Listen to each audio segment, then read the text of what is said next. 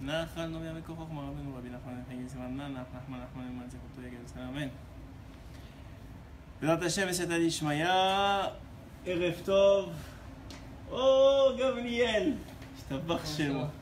Je suis tellement content de te voir. Bien, on vient de commencer à l'instant. Je suis vraiment content de te voir. Comment ça va? Ça va super. Bon, on a commencé le shiur, on va donc Erev Tov à tous. Erev Tov. Et Bezrat Hashem et Seyata Dishmaya, on a fini la dernière fois un Likutei Moharan, Likutei Moharan 11. Et avant de commencer le Likutei Moharan 12, je voulais faire une petite interruption. Un sujet qui à mon sens est très très important et qui touche beaucoup la génération. C'est vrai que dans le processus de la Géoula, le processus de l'acquisition de l'acquisition du Mashiach, l'acquisition de la réalité de la Géoula, donc de la délivrance finale, il y a un processus qui prend des étapes. Ces étapes, qu'est-ce qu'elles viennent faire? Elles viennent accomplir le tikkun, comme vous savez, la réparation depuis la faute d'Adam Rishon et la réparation du monde finalement. Donc finalement, Hachem, il a un plan. Ce plan-là, il a un début, un milieu, une fin et des étapes entre-temps, avec des protagonistes qui ont leur rôle à jouer, chacun en fonction de leur rôle. Et évidemment, j'essaie de parler plus fort parce que la dernière fois ils m'ont dit que je ne parle pas assez fort. Alors, et évidemment, chacun il a son rôle, on a beaucoup parlé de ça, chacun il a son rôle à jouer, chacun il a son tafkid, il faut prier et chercher pour le trouver, etc. On a parlé beaucoup de ça déjà. Mais il y a quelque chose qu'il faut comprendre, c'est que, comme c'est rapporté dans la Gemara par Rabbi Akiva, comme je l'ai rapporté aussi en Mitraï Arvit, et on va commencer par là. On a aujourd'hui l'habitude de dire dans la Chassidut, c'est une inspiration de Rabbeinu Akadosh et de Rabbi Nachman de Breslev en particulier, mais du Baal Shem Tov avant lui, etc., que tout ce que fait Akadosh Baruch Hu, c'est pour le bien. Ça vient de la Gemara, où Rabbi Akiva dit que Akol le Tova. D'où il dit ça? Il y a une histoire très très connue où il voulait dormir dans une ville, il était en voyage, il voulait dormir dans une ville, et les habitants ne l'ont pas accueilli là-bas. Et à ce moment-là, ils ont dit à Rabbi Akiva, non, on ne vous accueille pas. Donc qu'est-ce qu'il a dit? Il a dit, bon, moi, je vais aller dormir dans le champ à côté. Il est parti dans la forêt à côté, il s'est accumulé sur un arbre. Il avait trois choses. Je vous la fais très vite parce que c'est vraiment une Gemara que vous devez connaître, parce que presque tout le monde la rapporte. Et il avait trois choses avec lui, pas grand-chose. Il avait un coq, un âne et une lumière pour étudier la Torah et quelques livres. Et arrive et donc la nuit tombe, il fait Arvit, la nuit tombe. Il arrive au moment de la nuit, et là qu'est-ce qui se passe? Un grand vent arrive, il éteint la bougie. Il allume une deuxième fois, un grand vent arrive, il éteint la bougie. Il allume une troisième fois, jusqu'à qu'il ne lui reste plus d'allumettes. Il a dit, bon, il semblerait qu'Hachem, il ne veut pas que j'étudie ce soir. À quoi les Tova? Il dit, tout ce qui est fait, c'est pour le bien. Ensuite de ça, arrive une deuxième étape, où il y a un grand bruit, une sorte de tonnerre qui éclate. Et là, à ce moment-là, quoi? L'âne, il s'effraie, il ne comprend pas comment ça s'est passé, mais il s'est détaché et il s'enfuit. Il dit, il semblerait que Hachem veuille que je trouve un autre moyen de locomotion que mon âne demain. Bon, tout ce qu'il fait Hachem, c'est pour le bien. Troisième étape, il y a un loup qui passe par là, il s'entend déjà, il entend qu'il est somnolent, il a déjà fait Kriyat Shema, il y a un loup qui passe par là, il attaque la poule, le coq, qui devait le réveiller le lendemain, il lève avant net, pour faire ça de fila le plus tôt possible, il le mange. Et il se retrouve sans coq. Et il se rend compte de ça et il dit, bon, tout ce que fait Hachem, c'est pour le bien. Il se réveille le lendemain, il entend il sent une odeur de srefa, une odeur de fumée. Il se lève, il regarde, et il se rend compte que pendant la nuit, des Cosaques sont venus et ont détruit toute la ville. Et il dit, ah, je vous avais dit, à Kol les Tova. Tout est pour le bien. Premièrement, c'est Rabbi Akiva. Donc même si tu dis qu'il s'est rendu compte que Hachem lui a fait du bien, il y a quand même des gens qui sont morts.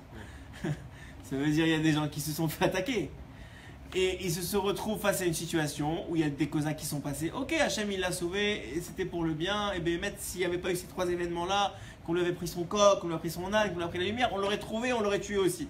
Donc pour lui, c'était pour le bien. Mais il y a une situation qui est compliquée quand même devant lui. Et il dit Akol et Tova. Akol et Tova. Plus que ça, Rabbi Akiva, il avait un maître. Ce maître, il s'appelle Ish Gamzu. Il est enterré à, pour ceux qui le savent, il est enterré à Tzfat.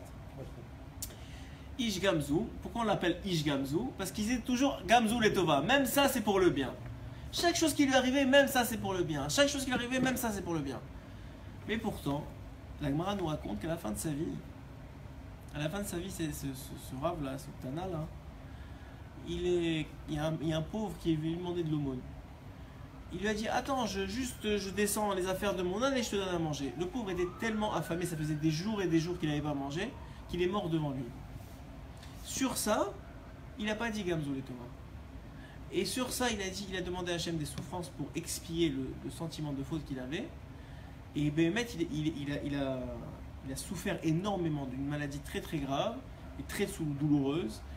Et il est arrivé finalement, à la fin de tout ça, à dire même ça Gamzu le Tova.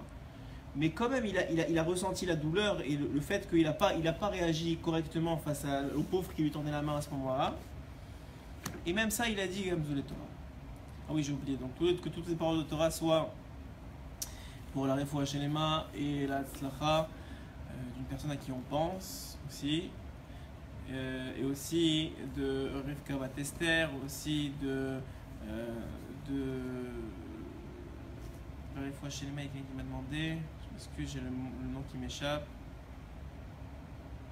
Ah, j'ai le nom qui m'échappe. En tout cas, aussi de Sarah Taleb Bat Efrat Miriam, de Moshe Ben Rahma, et les Nishmat, vous pensez à qui vous pensez?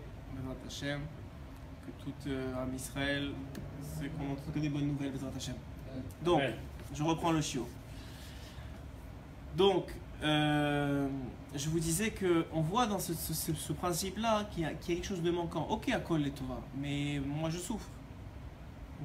Présentement, c'est difficile pour moi. Alors, il y a une compréhension que j'aimerais partager avec vous, qu'on discutait avec ma femme aujourd'hui et qu'elle m'a pointé, que j'ai trouvé très très belle. Cette compréhension est la suivante. Quand on veut connaître la signification d'un mot dans la Torah, alors comment on fait? On va chercher dans la Torah là où il apparaît la première fois. Là où le mot apparaît la première fois, à ce moment-là, ça nous donne la meilleure indication de ce que veut dire le mot.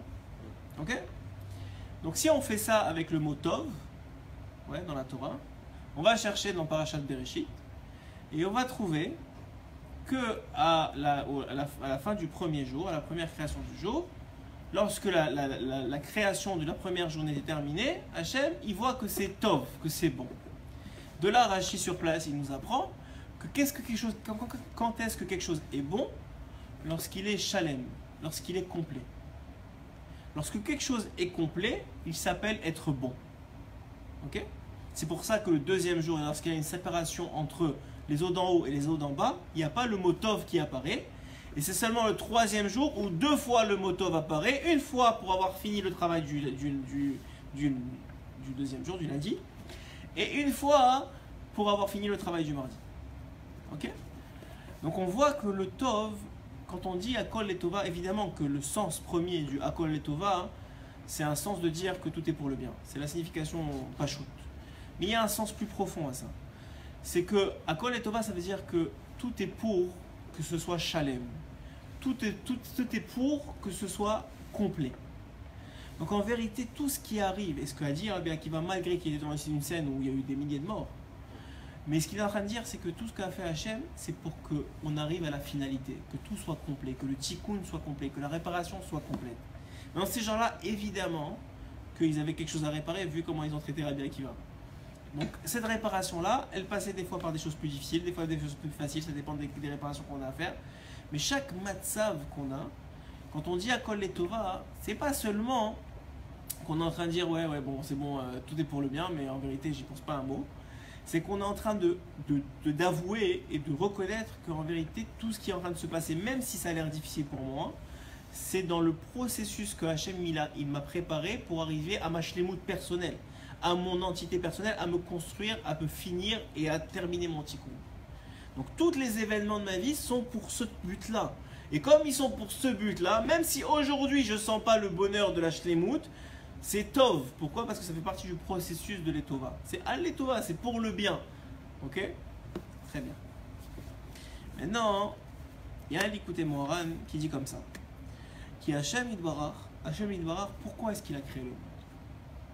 Pourquoi est-ce que Hachem il a créé le monde? Vas-y, dis-moi, Gamliel. Qu'on le serve. S'il avait besoin de serviteurs, il avait les anges, il n'a pas besoin de nous. Les anges, c'est les meilleurs serviteurs du monde. Tu leur dis fais, ils font. Tu leur dis fais pas, ils font pas. Donc, si c'est pour leur servir, il avait les anges. Et c'est connu qu'on est plus grand que les anges. Pourtant, on ne les sert pas aussi bien qu'eux. C'est qu'il y a plus que ça. Selon vous, pourquoi est-ce que Hachem il a créé le monde? Vous avez une idée? On va voir ce que Rabbeinu dit. Qui Hachem Yitbarach mechamad rachamonuto bara et haolam. Hachem Yitbarach, il a créé le monde par miséricorde. Pourquoi? Kiratza legalod rachamonuto. Il voulait dévoiler sa miséricorde. Mais comme il n'y avait personne, il ne pouvait pas la dévoiler. Il voulait dévoiler que c'est quelqu'un d'extraordinaire. Quelqu'un, je vous simplifie ça, mais que c'est une entité, je ne sais pas comment on va appeler ça, c'est Hachem, je veux dire, c'est tout Hachem. Mais il est extraordinaire. Il aime, il veut donner, il est extraordinaire.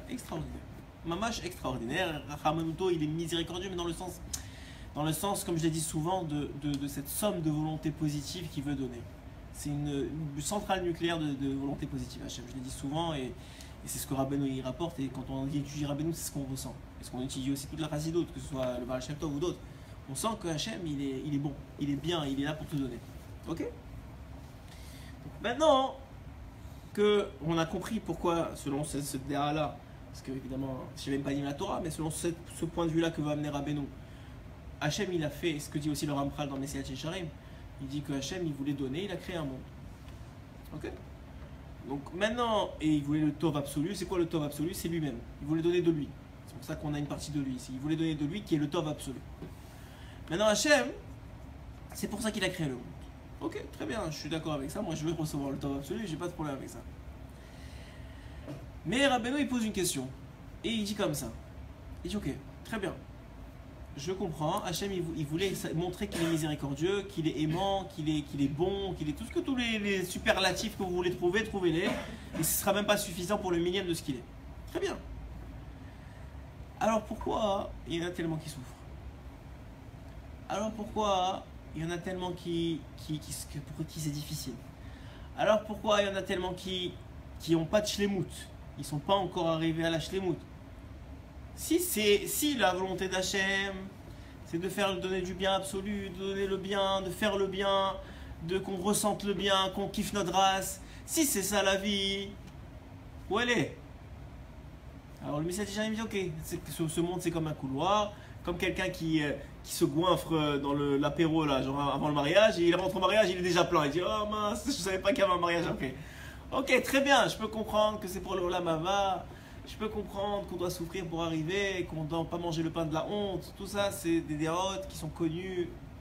Mais je veux aller toucher un point plus sensible que, à mon avis, est très chayach à cette génération.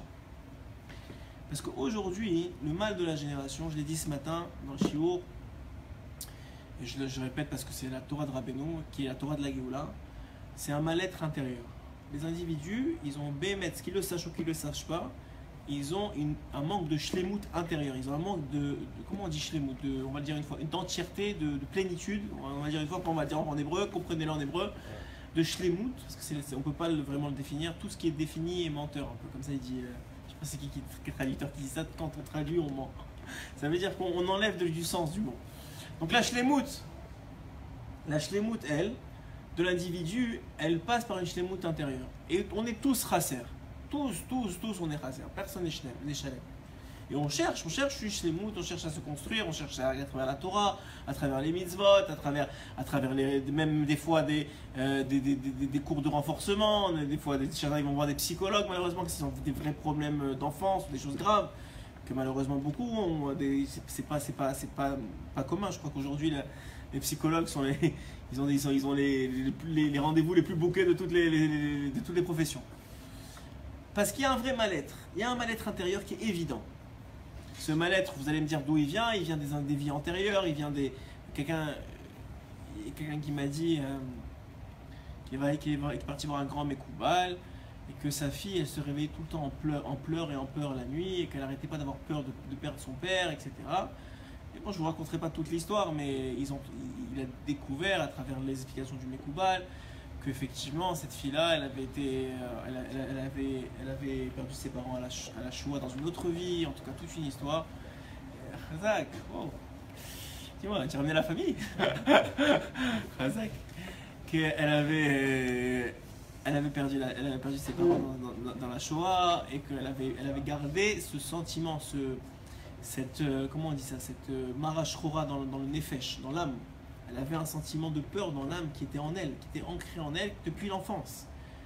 Depuis l'enfance, elle était là parce qu'il y avait une vie antérieure. Il y avait un passé antérieur qui s'était transmis à l'âme. Même si elle s'en rappelait pas, ou seulement quand elle dormait, ou elle se réveillait avec des sueurs et elle avait tout le temps peur de perdre ses parents, tout le temps. Mais c'était un reliquat d'une vie antérieure. Donc ça, on peut comprendre. Et on comprend qu'aujourd'hui, on est tous avec des reliquats des vies antérieures, on l'a tous déjà beaucoup dit. Mais il n'empêche que ça ne change rien.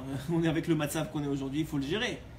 Et ce que dit Rabbi Akiva quand il dit Akol le Tova, ça veut dire que tout est pour qu'on arrive à une shlemut.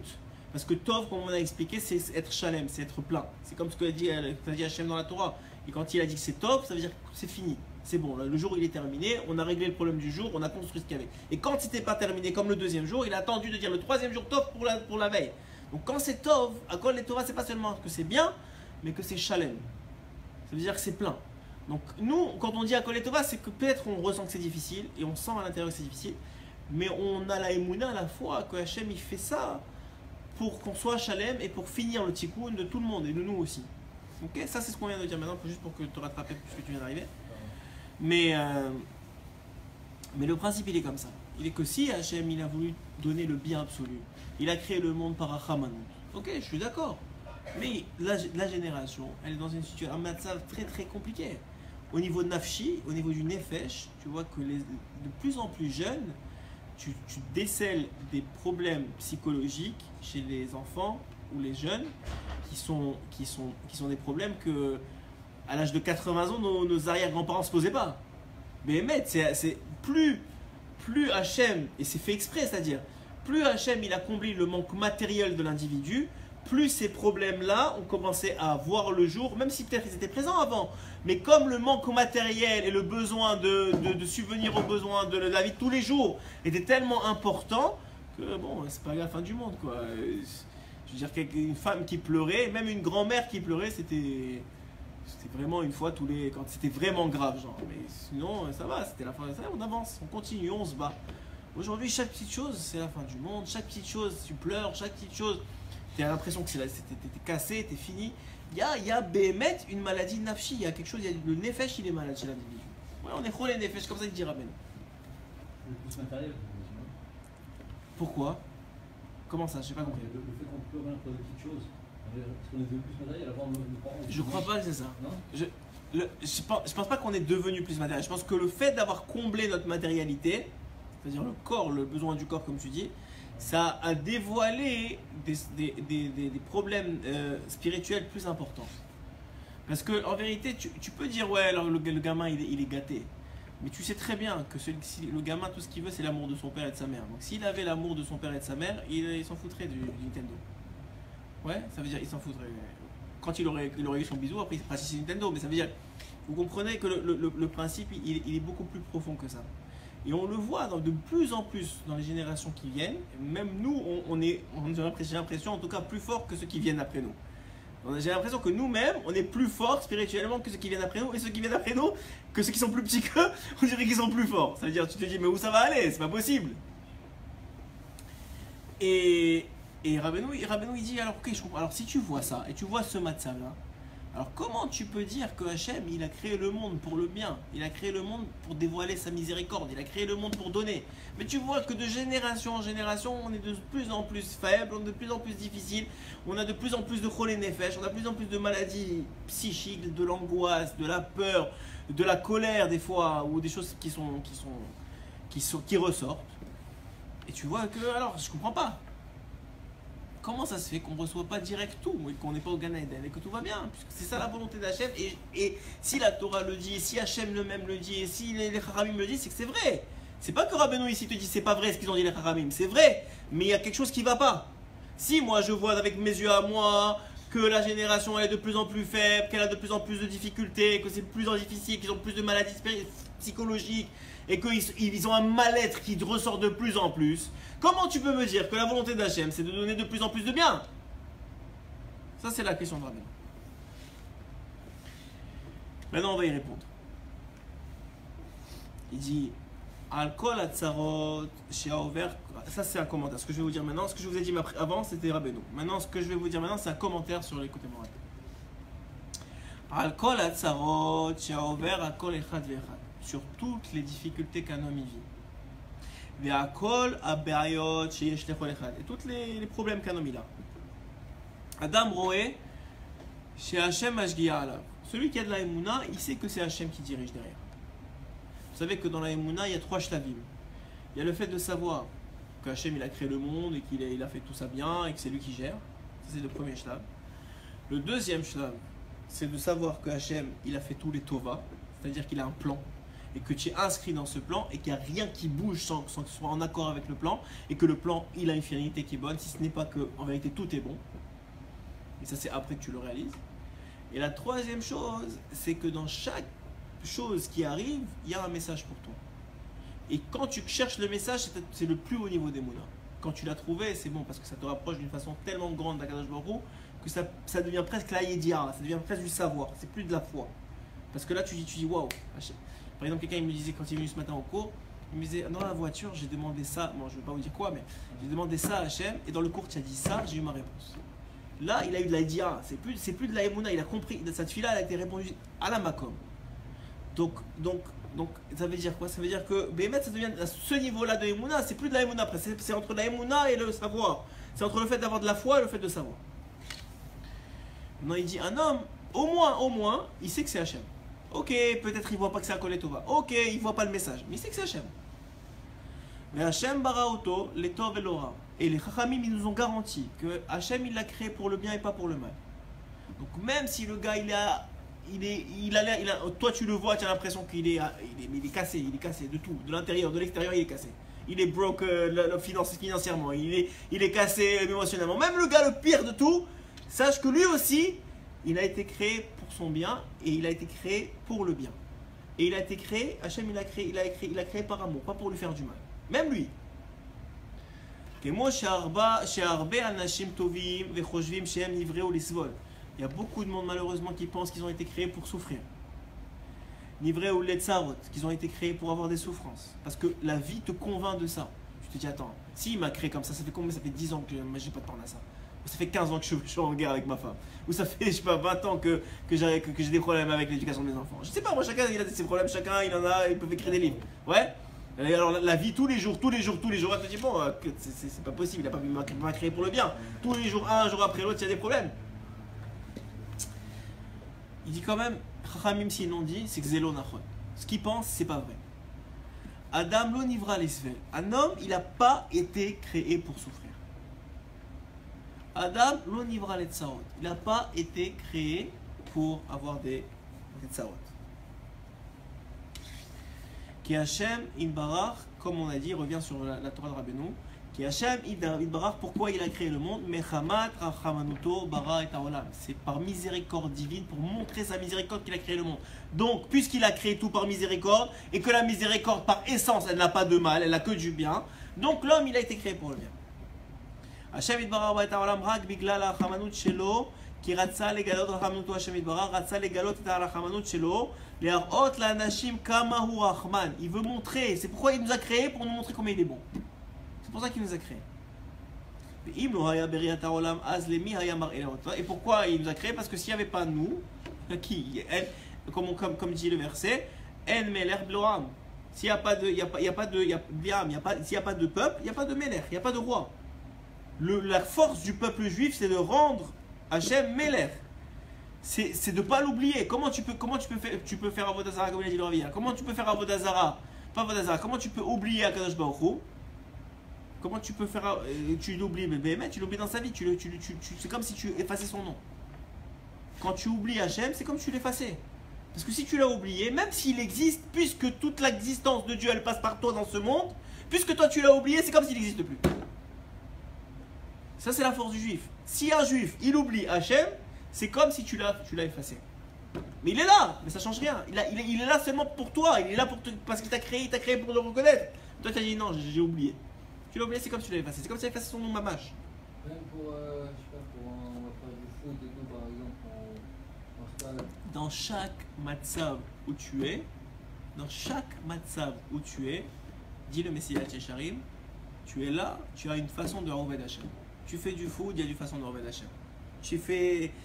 N'importe où tu es dans une. Tu es, je sais pas moi, tu es en famille à Pessar et je sais pas, bon, chez moi c'est pas le cas, mais on va dire ta famille elle est à l'ouest et ils parlent que de foot et de trucs et toi tu dis qu'est-ce que je fais là, je veux parler de Torah. Même là-bas, il y a de la Avodat Hashem. Là-bas, tu vas dire un mot de Torah, tu vas faire un sourire, tu vas te comporter correctement, tu vas avoir une kippa sur la tête, tu as un rôle. Hachem il t'a pas mis là si tu n'as pas un rôle dans le processus de la shlemut. S'il n'y a pas, il perd pas de temps Hachem. Il n'y a pas de temps à perdre, déjà ça fait 2000 ans. Et sache que si 2000 ans ils sont passés, c'est parce qu'il y avait besoin de 2000 ans. S'il y avait besoin d'une minute de moins, sache qu'il aurait déjà fait passer le chien. C'est toutes les minutes elles sont comptées. Donc chaque endroit où tu es, il y a une avoda. Et c'est pas que de la doucha, c'est pas que être assis à étudier. La avoda c'est aussi de manger, la avoda c'est aussi d'aller au foot, la avoda c'est aussi d'avoir des discussions avec ses parents, avec sa femme ou avec sa femme. La avoda c'est de sortir avec ses enfants, la avoda, moi je les ai amenés à la plage vendredi, à la plage je me dis bon Hachem, c'est aussi de la avoda. La avoda c'est aussi ça. La avoda c'est aussi ça. Chaque matzav où tu es, il y a une avoda. Le problème, il est que l'Etzer Hara, il te fait croire, ah, attends, je suis en train de jouer au foot, alors peut-être c'est pas la volonté d'Hachem, la volonté d'Hachem, moi il voudrait que je sois au Beth Midrash, donc autant l'oublier. Mais c'est le contraire. Tu vas au foot, tu dois même au foot. Quoi, c'est pour le servir, et même si tu penses pas que c'est pour le servir, peut-être qu'il y a un gars là-bas où tu peux lui parler entre deux matchs, quand tu t'es fait sortir du jeu, tu peux lui parler de Torah, tu peux lui dire ah, qu'est-ce que tu as fait, est-ce que tu veux venir en shiur telle date. Tu sais, il y a toujours. Mais l'Etzer Hara, il veut te sortir de la Avodat Hashem. Tout son but, il y en a plein de buts, mais un de ses buts, c'est de sortir de la Avodat Hashem. Mais la Avodat Hashem, puisque Hashem, un de ses noms, c'est Makom, ouais, un de ses noms, c'est le lieu. Ça veut dire, c'est quoi le lieu? C'est que le monde entier, il c'est Hashem. Et là où tu es, Rabbeinu il dit que quand tu es en bas, ne le faites pas, mais par exemple, il y avait un rave qui allait en boîte de nuit pour aller chercher il faut aller chercher allez, tu vois, pour les faire tchouva, ouais. Je me rappelle plus c'était qui. Comment il s'appelait? Rabbeinu. Bon, top note. Je sais pas, mais en tout cas, ce qui est sûr, c'est que plus tu es en bas, plus la lumière que tu vas allumer, elle va avoir de la force. Parce que plus il y a de l'obscurité, plus une lumière que tu allumes, elle éclaire.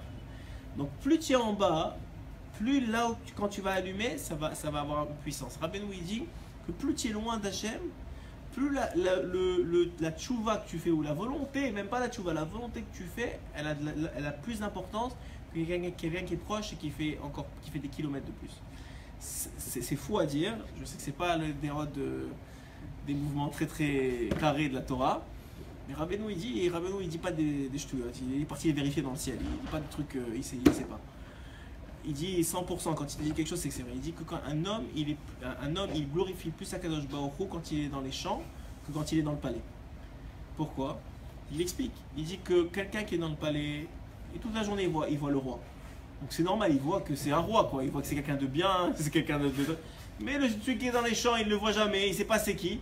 Mais lui, tu sais quoi, le roi, c'est quelqu'un de bien. Mais tu ne le vois jamais. Toi, tu as de la force, toi. Tu ne vois jamais le roi. Tu ne vis pas avec lui et tu sais que c'est quelqu'un de bien. Lui, c'est normal qu'il sache que c'est quelqu'un de bien. C'est normal. C'est comme ma femme m'a dit cet après-midi, parce que on a une discussion. Alors, je vous rapporte la discussion en même temps. Elle m'a dit cet après-midi que dans le mot Emouna, hein, enfin, le mot Emouna et le mot Ma'amin, que ça veut dire la même chose en vérité. La Emouna, c'est la foi et Ma'amin, c'est avoir foi en quelque chose. Ouais. Alors, le mot Ma'amin, c'est quoi avoir foi en quelqu'un? Ou avoir confiance? Ma'amin, c'est plus que ça, c'est avoir confiance en quelqu'un. Alors, elle m'a donné un exemple de femme. Hein. Je vous le donne à vous, vous êtes des hommes, mais sûrement il y a des femmes qui vont écouter. Elle a dit quand tu as une nouvelle femme de ménage, ouais. Et on te l'a référé, on t'a dit que c'était quelqu'un de bien, ouais. Qu'est-ce qui se passe? Alors cette nouvelle femme de ménage, on te dit tu peux avoir confiance en elle, moi j'ai confiance en elle, je lui laisse mes enfants, je lui laisse mes bijoux dehors, je lui laisse tout, j'ai aucun problème, j'ai confiance en elle. J'ai confiance que quoi? Comme elle m'a dit, j'ai confiance qu'elle va pas toucher à mes bijoux, qu'elle va faire son travail comme si j'étais là derrière elle sans avoir besoin d'être derrière elle, et qu'elle va s'occuper même de mes enfants s'il y a besoin. Donc j'ai confiance de lui laisser tout de la maison, il n'y a pas de problème. J'ai confiance en elle. C'est une femme de ménage maintenant, pas.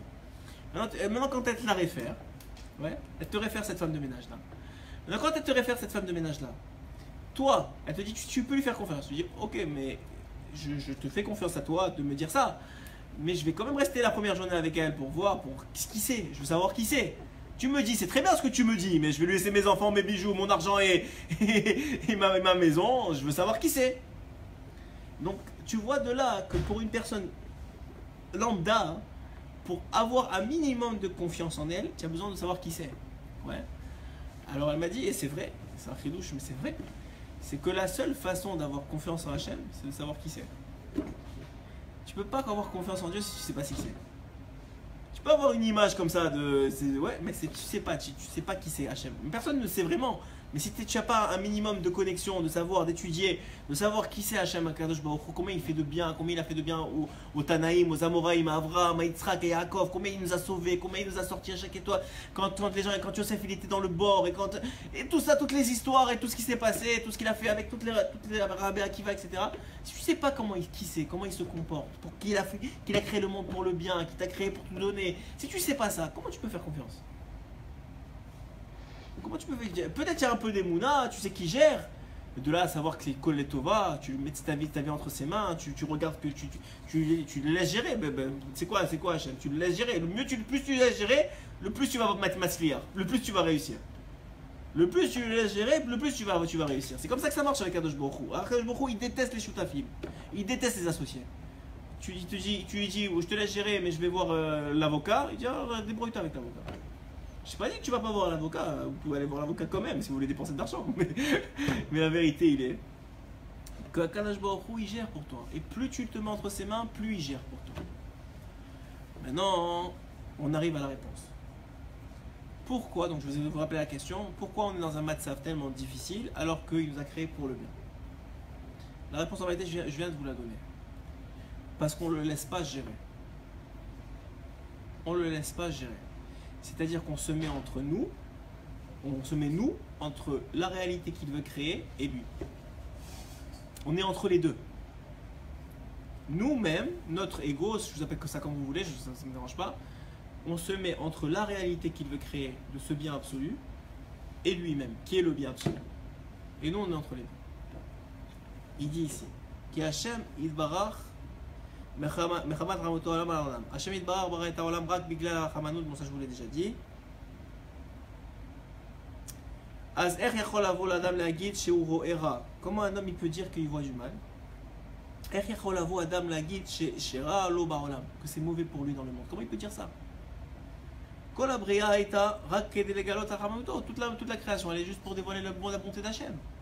Les fruits, les légumes, les milliards de paysages, les goûts, les couleurs, tout ce que vous voulez. Nous, on est en face de la mer Baruch Hashem. Tout ça, c'est juste pour dévoiler la grandeur d'Hachem. Combien il est bon, c'est pour toi, c'est pour toi, c'est pour toi Gamliel, c'est pour vous, c'est pour toi, c'est pour moi. Que chaque poisson il a été créé, qu'il est maintenu en vie, que chaque souk de poisson il a été créé, que chaque fruit il a été créé, que chaque souk de fruit il a été créé. C'est juste pour nous. Alors pourquoi? On voit ce qu'il dit. Il dit qu'un homme, il utilise les kochot que Hachem il lui donne dans le mauvais sens. Hachem, il donne à l'homme des forces spirituelles extrêmement élevées. Extrêmement élevées. Des forces, on en a parlé déjà une fois, de ira, de crainte. Des forces de ahava, d'amour. Des forces de kavod même, d'honneur, des forces de joie, de simra, des forces de hatzvut, de tristesse. Tout ça c'est en toi. Tu es créé avec des forces, tu es créé avec des compartiments, on appelle ça l'intelligence émotionnelle, vous appelez ça comme vous voulez. Tu es créé avec une intelligence émotionnelle très très importante, surtout le juif. Très très très forte. Pourquoi? Pourquoi tu es créé avec ça? Tu es créé avec cette intelligence-là, justement pour servir le projet divin. Pour servir le projet divin. Pour arriver à la shlemut. Qu'est-ce que ça veut dire? Ça veut dire que Hachem, il a dit, regarde, comment tu penses que tu vas me dévoiler? Quand tu m'aimes, tu me dévoiles. Quand tu me crains, tu me dévoiles. Quand tu me redonnes le kavod que les gens ils t'ont donné parce que tu as étudié la Torah, tu me dévoiles. Quand tu te comportes avec gentillesse, amour avec les autres et que tu es juif, sachez qu'on va savoir, mais tu me dévoiles. Quand tu m'imites, tu me dévoiles. Quand tu me pries, tu me dévoiles. Quand tu utilises les forces que je t'ai données, tu me dévoiles. Quand tu les utilises pour le bien, tu me dévoiles. La force du juif, c'est de pouvoir dévoiler avec chaque force qu'il a dans lui, dans son nefesh, à Kadosh Baruch.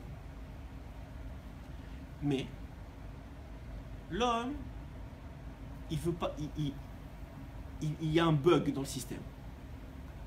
Il y a une question? Non. Le stockage est saturé. C'est pas grave ça. Mais le principe il est comme ça. Le principe il est que quand un individu il n'utilise pas ces forces-là dans le derech HaKadosh Baruch Hu, parce que l'Aïra c'est pour de l'Aïrat Shamaïm, la Hava c'est pour de la Havat Shamaïm, et la Havat de tes frères, de tes sœurs, des juifs, ça commence par ta femme, tes enfants. Si ce potentiel d'amour il n'est pas distribué correctement, Rabbeinu il dit il va tomber, il va nofel. Où est-ce qu'il va nofel? Il va nofel dans ce monde-ci. Ce monde-ci qui est finalement le meilleur moyen d'oublier Akadosh Baruch Hu, qui est le meilleur écran pour Akadosh Baruch Hu. Comment ça fonctionne? Je vous donne un exemple. Quelqu'un, en vérité c'est l'exemple qu'il donne ici. Quelqu'un, il a un potentiel d'avoir une Hirat Shamayim, d'avoir de la crainte du ciel. C'est quoi avoir la crainte du ciel? On va l'expliquer en 2 mots, après ça on va revenir à l'exemple. La crainte du ciel c'est comme ça. Dans la Gemara c'est écrit, il y a une histoire à propos de 2 sages. Il me semble que c'est Rabbi Zera et son élève, mais je ne me rappelle pas complètement, je ne vais pas dire de bêtises. Mais en tout cas entre 2 sages, un maître et son élève, sont en train de marcher sur la route. Et ils arrivent au chouk. Et au chouk, il y a une histoire, un voleur qui passe par là, il attrape un truc, il se fait courir après, et l'élève il a peur. La situation lui fait peur. Le maître il le regarde en souriant, il lui dit, dis-moi toi, tu as des fautes sur toi. Il dit pourquoi? Il lui dit parce que si tu as peur, c'est que tu es porteur de fautes, de Averot. Les Averot ça apporte la peur. Il lui dit, mais attends, c'est écrit dans Shlomo HaMelech, il a dit, heureux Ashrei Haïsh, heureux celui qui mefachet tamid, qui a toujours peur. Pourquoi tu me dis que maintenant c'est pas bien d'avoir peur? Mais c'est écrit, Shlomo HaMelech, il a dit, heureux celui qui a toujours peur. Il lui répond, Shlomo HaMelech, il a parlé Bedivrei Torah. Peur de Divrei Torah. Qu'est-ce que ça veut dire, peur de Divrei Torah? Rashi sur place et Tosfot ils ont une marloquette, à savoir qu'est-ce que ça veut dire. Rashi dit peur d'oublier la Torah que tu as étudiée, et Tosfot il dit non, peur de transgresser la Torah, ça veut dire peur de la faute, peur de la vera. Quelqu'un, il a la crainte de transgresser la parole de Dieu. Il a la crainte de ne pas faire Shabbat. Il a de la crainte de Chas v'Shalom manquer de respect à ses parents. Il a de la crainte de Chas v'Shalom manquer de respect à sa femme. Il a de la crainte de voler. Il a de la crainte de tricher. Il a de la crainte. Peut-être il fait, peut-être il tombe, c'est pas le problème. Mais au moins il a de la crainte. Au moins il craint. Dit Tosfot là-bas, ça s'appelle la vraie crainte que Shlomo HaMelech il a parlé. Quelqu'un qui est comme ça, heureux soit cet homme-là. Mais la crainte d'autre chose que ça, la crainte d'autre chose que de transgresser la parole de Dieu, Cette crainte-là, ça s'appelle une crainte Nefoula. Elle est tombée. Et cette crainte-là, elle vient de la Avera. Donc cette crainte-là, cette peur-là, elle n'est pas bonne du tout. Non seulement elle n'est pas bonne du tout, mais elle va faire du mal à l'homme. Parce que comment on se sent quand on a peur? On n'est pas bien. Ça, je vais vous dire, c'est la peur. Il y a deux types de peur. En hébreu, le mot peur, il peut se définir de deux mots différents. Il y a ce qu'on appelle le pachad et il y a ce qu'on appelle la daga. Le pachad, c'est quoi le pachad? C'est la peur instinctive. Genre, on te dit un voleur dans la maison, tout de suite, tu as peur. Ou quelqu'un il te fait boue, hein. Quand on est petit, on faisait ça, on faisait boue derrière, là, et là, il a peur. Ça s'appelle la peur instinctive. C'est un réflexe chez toi, tu as une peur. Mais ce qui est beaucoup plus grave que la peur instinctive, que le pachad, c'est la daga. La daga, hein, c'est un niveau de peur, c'est plus de la peur, c'est de l'inquiétude. T'es inquiet, qu'est-ce qui va m'arriver demain? Comment je vais payer les factures? Comment je vais marier mes enfants? Toi, c'est comme... Il y avait un rave qui disait ça, il m'a fait rire. Il disait, ma femme, c'était sa 5e fille. Alors ma femme, quand elle est sortie de l'accouchement, elle m'a dit, mais comment on va les marier? Mais tu viens de la voir, elle vient de sortir de l'accouchement. Que tu me parles du mariage? Comment on va les marier? Mais ça va, tu viens d'avoir une fille, sois heureuse. Non, je ne sais pas qu'est-ce qui va arriver demain. Évidemment, tout ça vient d'un manque de bitachon, d'un manque de émouna. Mais ça vient d'un manque surtout que cette crainte-là, ce qui est le chidouche, c'est que cette crainte-là, ce potentiel de crainte, il n'a pas été utilisé correctement. Puisqu'on n'a pas eu assez crainte de la faute, puisqu'on n'a pas eu assez crainte de transgresser la parole de Dieu, parce que c'est trop difficile. Soyons clairs. Parce que c'est y penser tout le temps, et tout le temps en train d'essayer de se combattre, c'est pas évident. C'est pas évident. Faut être honnête, c'est pas la fin du monde, on essaye, on fait notre mieux, mais c'est pas évident. Plus tu fais, moins tu en as de nefoulottes. Mais moins tu fais, plus tu oublies, plus tu vas en avoir des craintes. Et des stress et des angoisses. Il y en a qui ont l'angoisse que Massar Nassa ou je sais pas quoi qui va arriver. Chacun il a ses angoisses à lui. Mais sachez que ces angoisses-là, ces peurs-là, hein, elles sont le symptôme que le potentiel de crainte divine, bonne, que tu devais avoir, n'a pas été utilisé. Donc en vérité, Hachem, il a donné la crainte pour encore mieux te donner plus. Il t'a donné la crainte pour que tu le craignes. Et comme ça, tu vas kiffer. Parce que quand tu le crains, tu respectes, ça te construit. Tu commences à te contrôler, tu te sens bien en vérité. Quand tu crains Hachem, quand tu fais Shabbat et tu te contrôles, tu te sens bien. Pourquoi tu te sens bien? Parce que tu dis, waouh, j'arrive à contrôler, je suis bien, je suis dans le derrière. Tu as des chamas, elles te donnent des bonnes... Donc c'est du bien. Mais toi, tu n'as pas réussi à potentialiser ce bien. Ce qui était la volonté initiale d'Hachem. Toi, tu t'es mis entre deux et tu as dit, non, moi je peux pas. Shabbat c'est trop, la cache-route c'est trop, ça c'est trop. Ok, alors qu'est-ce qu'on fait de la peur qu'on t'a donnée? Qu'est-ce qu'on fait de la crainte qu'on t'a donnée? Eh bien elle va tomber. Ou elle va tomber dans ce monde-ci. Elle va tomber dans ce monde-ci. Et à ce moment-là, qu'est-ce qui va arriver? Tu vas avoir besoin des samim, tu vas avoir des trucs pour pallier. Parce que tu peux pas, c'est trop de peur, trop de crainte, trop d'angoisse. Comment tu vas faire? Il va avoir besoin de psychologue, il va avoir besoin de celui-là, il va avoir besoin de celle-là. Pourquoi? Parce que c'est trop, je peux pas. Je suis face à une situation où c'est trop pour moi. Et c'est BMF trop pour lui. Surtout quand c'est de problèmes antérieurs, de vie antérieure, qu'on ne sait même pas d'où ça vient.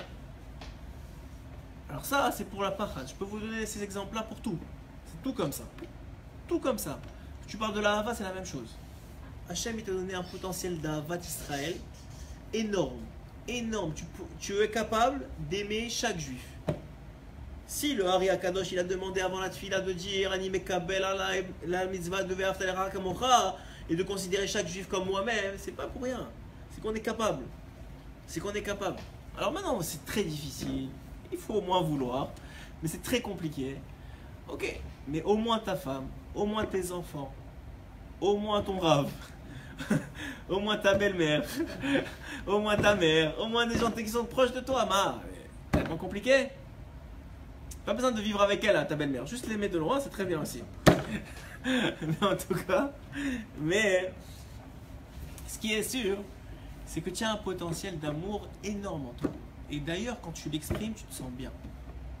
Béhémet, quand tu arrives, et quelquefois, il te laisse un peu tomber, et tu arrives à exprimer une relation amoureuse avec ta femme ou avec tes enfants, une expression amoureuse, tu te vois bien, tu te sens bien, tu dis « Ah, Ani Ben Adam, je suis un vrai homme.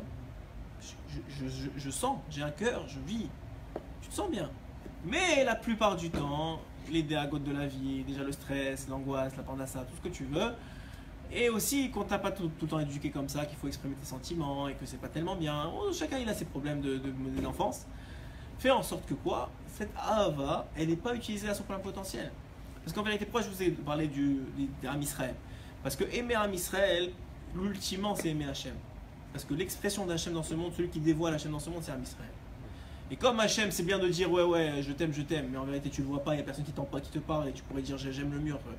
Des fois, c'est un peu la même chose, parce qu'il n'y a personne qui te remet en question. Mais quand tu aimes un Am Israël, que lui, il te remet en question, ou ta femme, ou tes enfants, que tout le temps, ils sont en train de te remettre en question et en train de pointer les trucs qui vont pas et appuyer sur les boutons qui t'énervent et tout ça, là, c'est plus compliqué. Quand tu encore la femme des enfants, c'est encore facile, mais quand c'est le voisin ou quand c'est la belle-mère, c'est plus compliqué.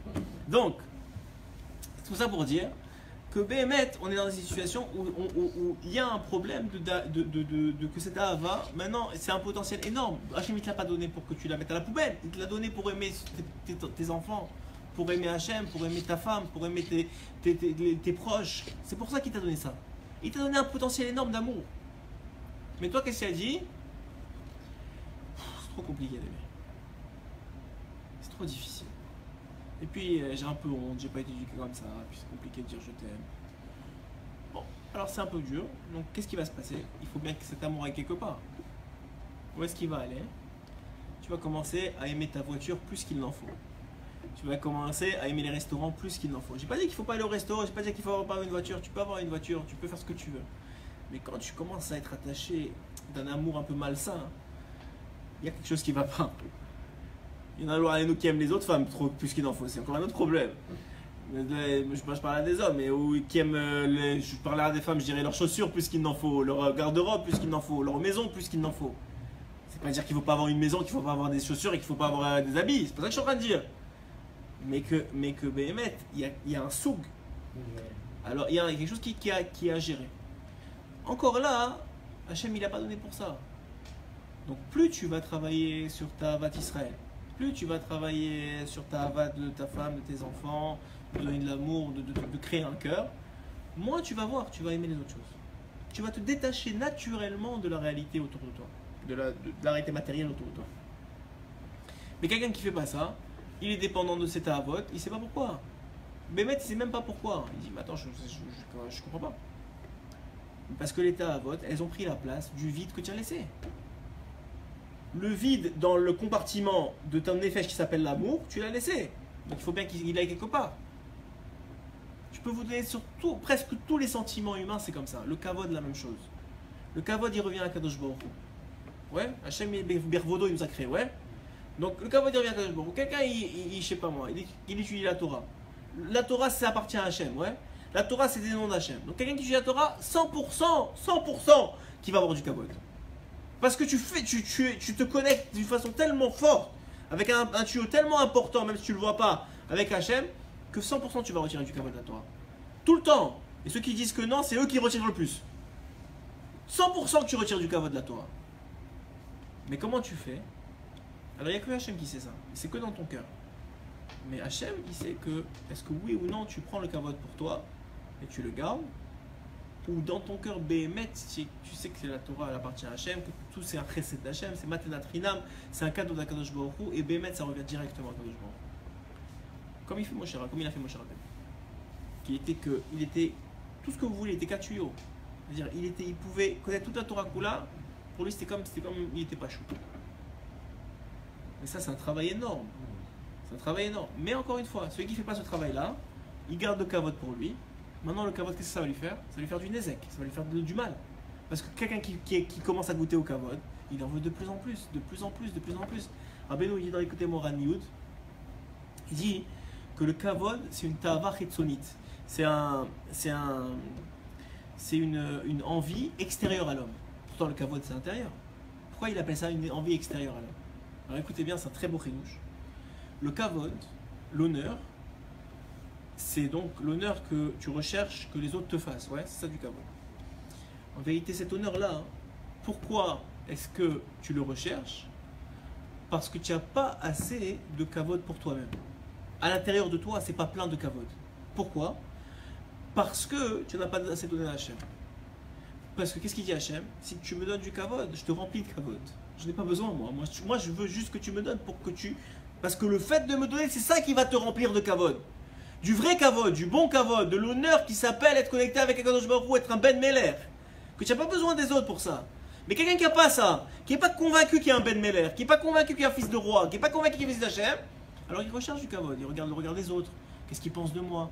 Est-ce qu'il pense que je suis bien, que je suis pas bien? Qu'est-ce qu'on s'en fiche? Si tu sais que tu es un Ben Meler, si tu sais que tu es plein de connexions avec Akadosh Baruch Hu, et que tout ce que tu as c'est pour Hachem, que tu penses ou que tu penses pas, moi je sais que Hachem il m'adore. Quelqu'un qui sait que le patron de la boîte il l'adore, qu'est-ce qu'il s'en fout que son collègue qu'il est jaloux? Mais que son collègue il est jaloux, c'est bon, tu vas l'aider, tu n'y a pas de problème, tu vas pas le haïr ou quoi que ce soit, au contraire, ça va te faire de la pitié plus qu'autre chose. Et comme ça, toutes les finesses de la Neshama, vous pouvez les démultiplier, ça marche toujours comme ça.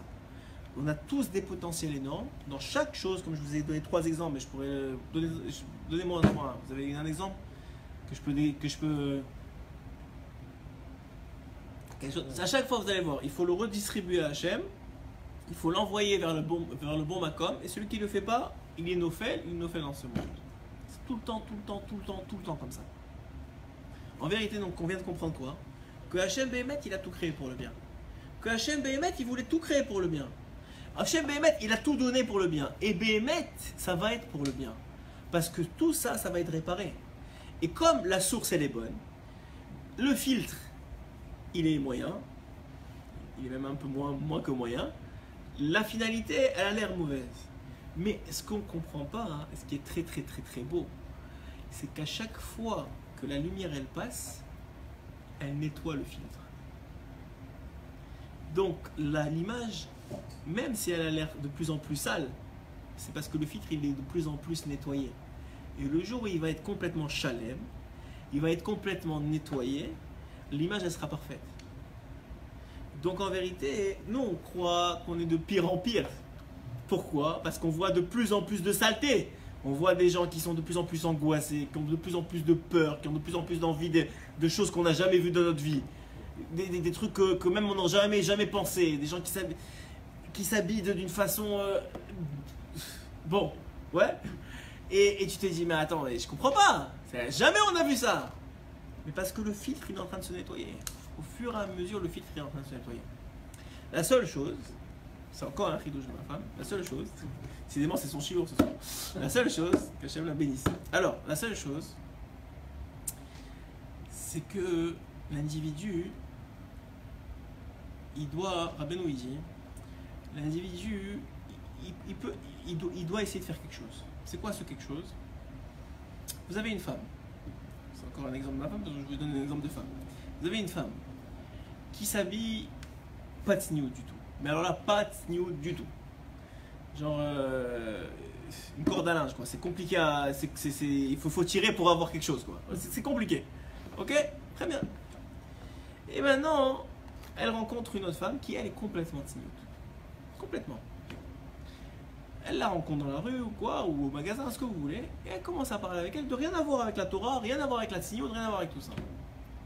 Mais vous allez remarquer que la plupart du temps, c'est pas tout le monde qui est comme ça, il y en a qui sont rebelles un peu, mais la plupart du temps, la fille qui est pas de sniout, elle va commencer à essayer d'être sniout. Genre elle va monter un peu là, elle va monter un peu là, elle va montrer quoi?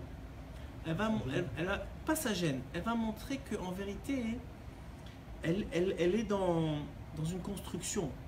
Même si sa construction, elle est au niveau -1 ou 0, c'est pas grave, c'est pas la fin du monde. Mais ce que je veux dire, c'est qu'elle est dans un processus de construction. Elle n'a pas lâché prise.